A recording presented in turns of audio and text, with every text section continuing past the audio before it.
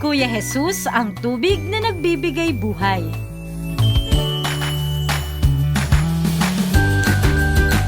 Ang mabuting balita ng Panginoon ayon kay San Juan.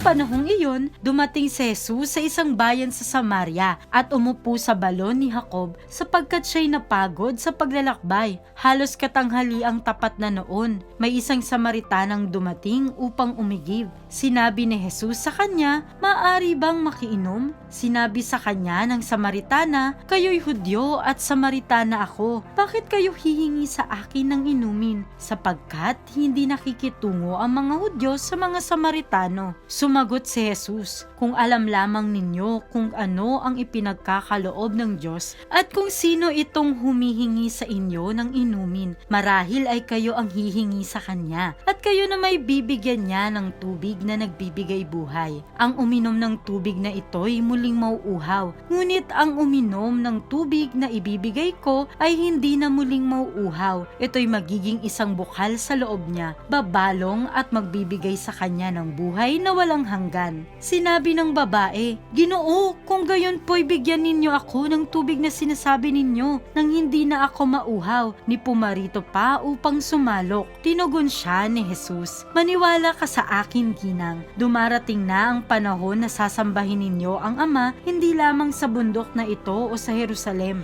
Hindi ninyo nakikilala ang inyong sinasamba, ngunit nakikilala namin ang aming sinasamba, sapagkat ang kaligtasan ay galing sa mga Hudyo. Ngunit dumarating na ang panahon, ngayon na nga, na ang mga tunay na sumasamba sa Ama ay sasamba sa Kanya sa Espiritu at sa katotohanan, sapagkat ito ang hinahanap ng Ama sa mga sumasamba sa Kanya. Ang Diyos ay Espiritu, kaya dapat siyang sambahin sa Espiritu at sa katotohanan." Sinabi ng babae, "Nalalaman ko pong paririto ang Mesiyas, ang tinatawag na Kristo. Pagparito niya, siya ang magpapahayag sa atin ng lahat ng bagay. Akong nagsasalita sa iyo ang tinutukoy mo," sabi ni Jesus. Kaya't paglapit ng mga Samaritano kay Jesus, hiniling nila na tumigil muna siya roon at nanatili siya roon ng 2 araw at marami pang sumampalataya nang mapakinggan siya. Sinabi nila sa babae, "Nananampalataya kami ngayon, hindi na dahil sa sinabi mo, kundi dahil sa narinig namin sa Kanya. Nakilala naming siya nga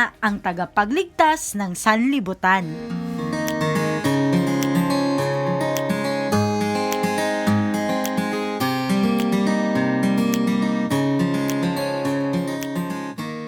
Mga bata, naalala ba ninyo kapag kayo ay naglalaro at biglang nauhaw? Ano ang una nating hinahanap? Tubig! Dahil ang tubig ay nagbibigay ng buhay, lakas at ginhawa sa ating katawan. Ganito rin si Kuya Jesus sa ating buhay, mga bata. Siya ang tubig na nagbibigay buhay. Sabi ni Kuya Jesus, ang sino mang iinom sa Kanya ay hindi na mauuhaw kahit kailan. Pero ano ang ibig sabihin ni Kuya Jesus sa salita niyang ito? Kapag tayo ay nakakaranas ng pagod sa pag-aaral, pagkalungkot o may problema, si Kuya Jesus ang magbibigay ng kapayapaan at pag-asa sa ating puso. Sasamahan niya tayo at tutulungan kapag tayo'y lalapit sa Kanya. Pupunuin niya tayo ng kagalakan at pagmamahal. Ang tubig ay naglilinis, hindi ba mga bata? Kapag tayo'y naguhugas ng kamay o katawan, nawawala ang dumi. Si Kuya Jesus din ay naglilinis ng ating puso. Kapag tayo'y nagkakamali at humihingi ng tawad, tinutulungan niya tayong maging mas mabuti at mas mapagmahal na bata. Tulad ng halaman na nalalanta kapag walang tubig, ganito rin tayo kapag nakakalimot tayo magdasal at gumawa ng mabuti. Ngunit kapag pinipili nating sundin si Kuya Jesus sa pamamagitan ng pagiging masunurin, magalang at matulungin, tayo ay lumalago at nagiging masaya.